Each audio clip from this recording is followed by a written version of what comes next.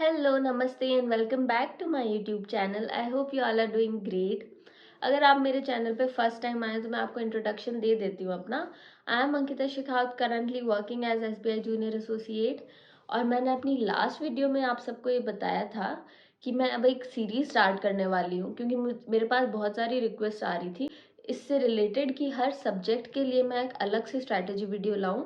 तो ये सीरीज़ आज से स्टार्ट है और मैं ट्राई करूँगी कि हर वीक 2 सब्जेक्ट का डाल पाऊँ, क्योंकि आई एम ऑलरेडी वर्किंग, तो इतना टाइम नहीं मिल पाता मुझे। बट फिर भी मैं ट्राई करूँगी जितना जल्दी हो सके मैं आप सबको वीडियो प्रोवाइड कर पाऊँ, क्योंकि आपका एग्ज़ाम ऑन दी कॉर्नर है। जस्ट 20 डेज बचे हैं आपके पास। आई नो बहुत ही क्रूशियल टाइम है आपके लिए, लेकिन मैं ये मान के चल रही हूँ कि अगर आप ने इस साल पूरे साल अटेम्प्ट दिए हैं, बहुत सारे एग्जाम्स के अटेम्प्ट्स दिए होंगे, तो आपकी कुछ प्रिपरेशन तो अच्छी खासी होगी। आपने कुछ एग्जाम्स अगर निकाले नहीं भी है तो आपने इतने मॉक टेस्ट दिए होंगे कि उनसे आपका थोड़ा बहुत आइडिया होगा सब्जेक्ट का सिलेबस क्या है और क्या पैटर्न रहता है एग्जाम का और क्या लेवल आता है। आज हम पर्टिकुलरली बात करने वाले हैं इंग्लिश सब्जेक्ट की, तो चलिए शुरू करते हैं। और मेन कंटेंट स्टार्ट करने से पहले मैं आपको बता दूं कि आज मेरी थोड़ी सी तबीयत डाउन है, तो अगर वॉइस में थोड़ा बहुत एडजस्टमेंट कर लेना आप लोग, थैंक यू। ये वीडियो मैं ज़्यादा लंबा नहीं बनाना चाहती, इसलिए मैं हर प्री में आने वाले सिलेबस को पार्शली डिवाइड कर करके नहीं बताऊंगी। मैं टॉपिक वाइज डिस्कस करूंगी जिससे आपका टाइम बचे और आप जल्दी से वो मेरी वीडियो कंप्लीट करके अपना पढ़ाई स्टार्ट कर सको। And even more, to save your time you can watch my video on 1.25x और 1.5x, जिससे ये वीडियो फास्ट फास्ट कंप्लीट हो जाएगी और आपका और टाइम सेव होगा। आई जस्ट वांट कि मेरी वीडियो से आपकी हेल्प हो लेकिन टाइम वेस्ट भी ना हो। इंग्लिश का सबसे इम्पॉर्टेंट टॉपिक जो है रीडिंग कॉम्प्रहेंशन, उससे शुरू करते हैं। तो देखिए इंग्लिश में मेन टॉपिक्स क्या होते हैं: reading comprehension, cloze test, para jumbles, error detection, rearrange the words, rearrange the sentences, और एक चीज और होती है वोकैबुलरी से रिलेटेड, वोकैब के क्वेश्चंस, सिनोनिम्स, एंटोनिम्स, वो आपके रीडिंग कॉम्प्रहेंशन में ही आ जाते हैं और बहुत रेयरली अलग से उनका एक पोर्शन आता है। यही चीज़ आपके प्री में आती है और क्लरिकल एग्जाम में यही चीज़ आपके मेंस में आएगी, बस थोड़ा सा इंग्लिश का लेवल अप हो जाएगा। तो देखिए जैसे मैं हर बार बताती हूँ आपको, इंग्लिश में सबसे स्कोरिंग पार्ट रहता है रीडिंग कॉम्प्रहेंशन, मतलब रीडिंग। अगर आपकी रीडिंग कैपेबिलिटी स्ट्रांग है तो आप आधे से ज़्यादा इंग्लिश के मार्क्स सिर्फ रीडिंग के बेस्ड होता है। रीडिंग कॉम्प्रहेंशन में ले लो, क्लॉज टेस्ट में ले लो, जब तक आप वो चीज़, आपको रीडिंग की हैबिट नहीं आएगी तब तक आप नहीं बता पाओगे कि क्लॉज टेस्ट में, क्लॉज टेस्ट बेसिकली क्या होता है। जब आपका एक पैराग्राफ दे रखा होता है उसमें एक ब्लैंक दे देते हैं आपको और अब आपको बताना होता है कि ऑप्शंस में से कि इसमें सबसे सूटेबल वर्ड कौन सा है। तो जब तक आपकी रीडिंग हैबिट नहीं होगी, आपने उतने ज़्यादा कुछ ना रीड नहीं किए होंगे एडिटोरियल्स या फिर आर्टिकल्स, तो आप कैसे पता लगा पाओगे कि इसमें सूटेबल वर्ड है कौन सा। तो आपको सबसे पहले रीडिंग हैबिट लगा डालनी पड़ेगी। और रीडिंग हैबिट मैं आपको द हिंदू नहीं रेकमेंड करूंगी, क्योंकि पर्सनली मुझे ऐसे लगता है द हिंदू के एडिटोरियल्स एक स्टूडेंट के लेवल के लिए बहुत ज़्यादा अप होता है। जब तक आपने इंग्लिश में ऑनर्स नहीं कर रखा होता तब तक आप वो एडिटोरियल नहीं समझ सकते। ऑनेस्टली यही रियलिटी है। आपको बहुत सारे टीचर्स बोलेंगे, बहुत सारे यूट्यूब पे एजुकेटर्स हैं, वो बताते हैं उनके लिए वर्क किया होगा, मेरे लिए नहीं वर्क किया, इसलिए मैं आपको रेकमेंड भी नहीं कर रही हूँ कि आप द हिंदू के एडिटोरियल्स पढ़िए। द हिंदू के अलावा मैं आपको रेकमेंड करूँगी द इंडियन एक्सप्रेस पढ़ सकते हो आप, या फिर द हिंदुस्तान टाइम्स करके एक आता है न्यूज़पेपर, वो भी पढ़ सकते हो। लेकिन आपको अगर स्टार्ट करना है, अगर आप बेसिक से स्टार्ट करना चाहते हो, तो शायद एडिटोरियल्स आपके लिए थोड़े ट्रिकी या टफ कह सकते हैं, थोड़े टफ हो सकते हैं, क्योंकि उसमें जो लैंग्वेज लिखी होती है, एक्चुअली एडिटोरियल या फिर आर्टिकल जो न्यूज़पेपर में छपते हैं वो क्या होता है, उनमें बेसिकली वो राइटर अपना पॉइंट ऑफ व्यू दे रहा है प्रेजेंट न्यूज़ से रिलेटेड। तो एडिटोरियल्स के लिए आपको टीचर्स क्यों रेकमेंड करते हैं? क्योंकि आपको प्रेजेंट जो करंट अफेयर चल रहा है आप उससे भी अप टू डेट रहोगे। और दूसरा ये कि हर एडिटोरियल में जो राइटर होता है वो अपना पॉइंट ऑफ व्यू बता रहा होता है कि इस पर्टिकुलर टॉपिक पे उसका क्या पॉइंट ऑफ व्यू है। तो उससे आपका भी एक पॉइंट ऑफ व्यू, आप जितने ज़्यादा एडिटोरियल्स रीड करोगे आपको बहुत सारे राइटर्स के अलग अलग एडिटोरियल्स पढ़ने को मिलेंगे। तो आपका भी अपना एक पॉइंट ऑफ व्यू बनता जाएगा जिससे आपको आपके मेंस में डिस्क्रिप्टिव में हेल्प मिलेगी। तो ये थोड़ा सब कुछ को रिलेटेड होता है। अगर आप सही से फॉलो करते हो इन सब चीज़ों को तो आपको बहुत ज़्यादा हेल्प मिलेगी आगे जाके। क्योंकि डिस्क्रिप्टिव में क्या होता है, कुछ ना कुछ ट्रेंडी टॉपिक ही तो आता है। तो अगर आप वो एडिटोरियल्स रेगुलरली रीड करोगे तो आपको उस टॉपिक पे कुछ ना कुछ पढ़ा हुआ होगा तो आप वो लिख पाओगे। उसके अलावा मैं बता देती हूँ, अगर न्यूज़पेपर आर्टिकल्स बहुत बोरिंग भी होते हैं तो हर कोई रीड नहीं कर पाता उनको रेगुलर बेसिस पर। जैसे आप कुछ दिन वो रीड करोगे उसके बाद आपको लगेगा यार, मतलब कभी कभी स्किप करने का मन करेगा। तो मैं क्या करती थी, मुझे एडिटोरियल्स पढ़ना तो बहुत बोरिंग लगता था, रोज रोज मैं नहीं पढ़ पाती थी। और ऐसे मतलब नहीं हो पाता था मेरे से, और भी बहुत सारे रीजंस थे। सॉरी। मैंने शुरू कर दिया नॉवेल्स रीड करना। तो नॉवेल्स में क्या होता है, मैं रोज़ की डेली इंग्लिश भी रीड कर लेती थी और बोर भी नहीं होती थी। और जैसे बड़ी लंबी चौड़ी होती है नॉवल तो 300-400 पेजेस की। तो हर दिन 5-10 पेज करते करते 15-20 दिन तो मेरे रीडिंग एक नॉवल से हो ही जाता था। तो ऐसे रीडिंग भी नहीं छूटी और मेरे को बोरिंग भी नहीं लगा, और अच्छी खासी रीडिंग हैबिट और इंग्लिश समझ आने लगी। जैसे नॉवेल जब मैं पढ़ती थी ना उससे पहले इतने ज़्यादा इंग्लिश समझ नहीं आती थी। जैसे जैसे आप रीड करते जाओगे ना आपको वो सेंटेंस कॉम्प्रिहेंड करना इजी हो जाता है।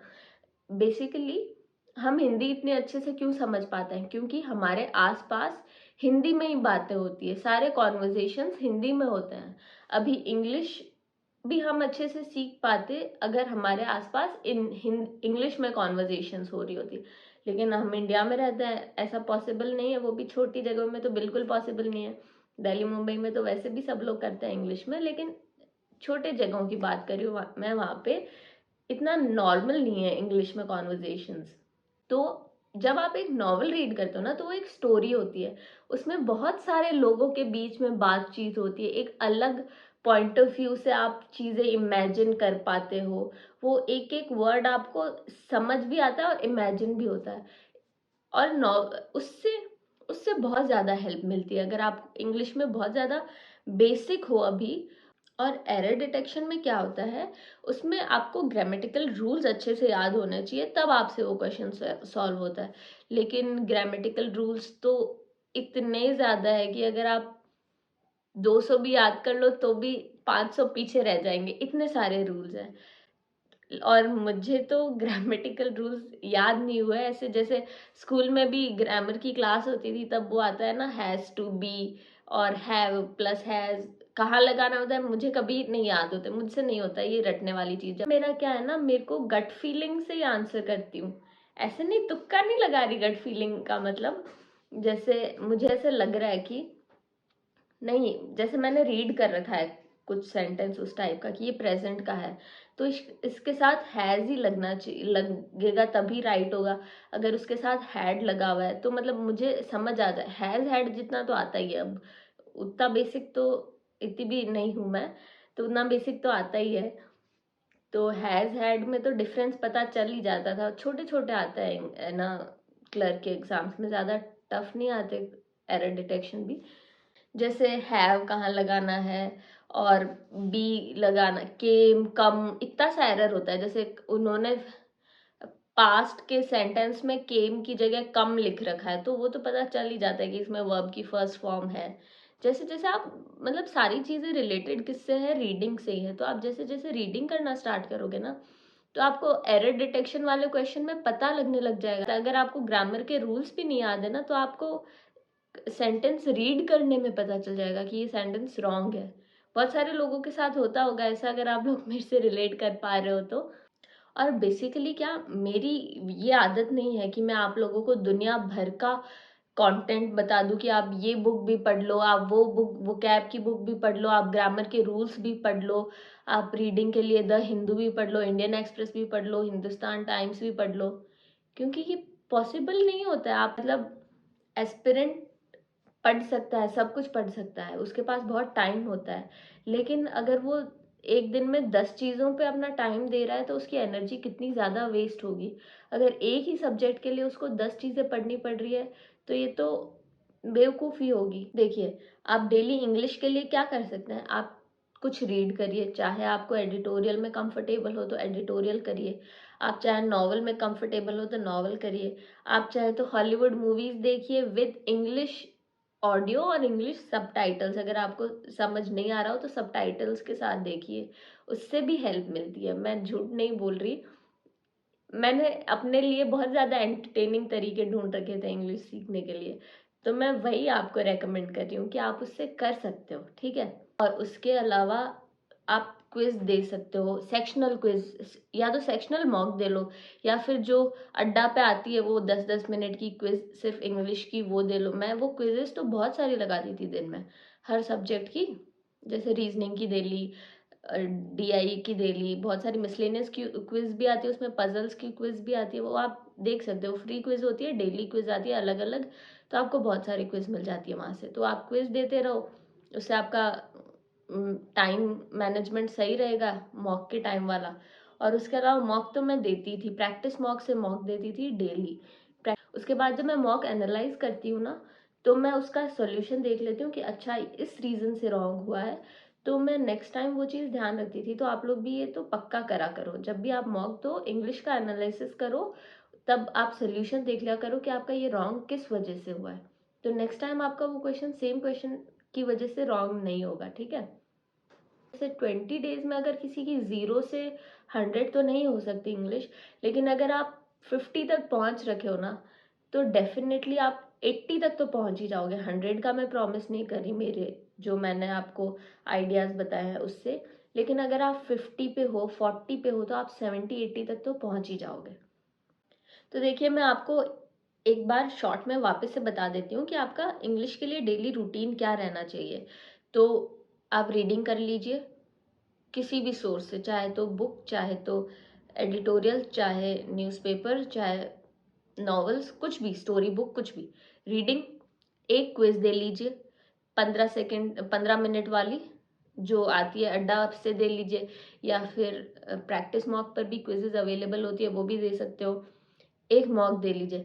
मैं हमेशा मॉक टेस्ट यूज़ करती थी प्रैक्टिस मॉक का, या तो सेक्शनल मॉक दे लीजिए सिर्फ इंग्लिश का, या फिर एक फुल लेंथ मॉक तो आपको देना ही होता है डेली, वो तो आप डेली देना, उसको कभी स्किप मत करना। चाहे आप उस दिन आपने कुछ भी नहीं पढ़ा हो पर आप मॉक दे लोगे ना, तो आपको बहुत हेल्प मिलेगी, ट्रस्ट मी। तो ये एक मॉक दे लीजिए, इनफ इनफ। इस ये आपका कितनी देर में हो सकता है, 2 घंटे इनफ है इस चीज़ के लिए। आप आधे घंटे रीडिंग कर लो, आधे घंटे क्विज दे लो, 1 घंटे का मॉक दे दिया, 2 घंटे में आपके इंग्लिश कंप्लीट हो सकती है डेली। इससे क्या आपका टाइम बचेगा बाकी सब्जेक्ट्स के लिए, क्योंकि इंग्लिश जिनके लिए हार्ड है वो इसको ज़्यादा टाइम दे सकते हैं, जैसे रीडिंग को ज़्यादा टाइम दे दिया, क्विज एक से ज़्यादा सॉल्व कर ली इंग्लिश के टॉपिक की। लेकिन जिनके लिए थोड़ा बहुत ठीक है ना इंग्लिश, उनके लिए 2 घंटे इनफ है इंग्लिश के लिए। आपको बाकी चीज़ों पे फोकस करना चाहिए, ताकि आप उसमें क्या प्रैक्टिस चाहिए आपको। इंग्लिश में तो आपको सिर्फ रीडिंग चाहिए, लेकिन मैथ्स और रीजनिंग में तो आपको क्वेश्चन सॉल्व करने पड़ेंगे बहुत सारे, तो आपको क्वेश्चन सॉल्व करने की प्रैक्टिस के लिए ज़्यादा टाइम चाहिए। प्रैक्टिस करने के लिए एग्जाम में तो उतना ही टाइम मिलेगा, पर आप जितने ज़्यादा क्वेश्चन सॉल्व करके रखोगे ना, आपके लिए उतना ज़्यादा बेनिफिशियल होगा एक्चुअल एग्जाम से पहले। सो दैट्स इट, आज के लिए बस इतना ही था। आई होप मेरी वीडियो आप सबको समझ आई हो, आपके लिए हेल्पफुल हो, और आप मेरी स्ट्रैटेजी फॉलो करके देखना। अगर आपके लिए सक्सेसफुल रहे तो प्लीज़ मुझे कमेंट सेक्शन में बताना ज़रूर, ताकि मुझे अच्छा लगे कि मेरी बताई हुई एडवाइस किसी के काम आएगी। Thank you so much for watching this video. Please do like, share and subscribe to my YouTube channel.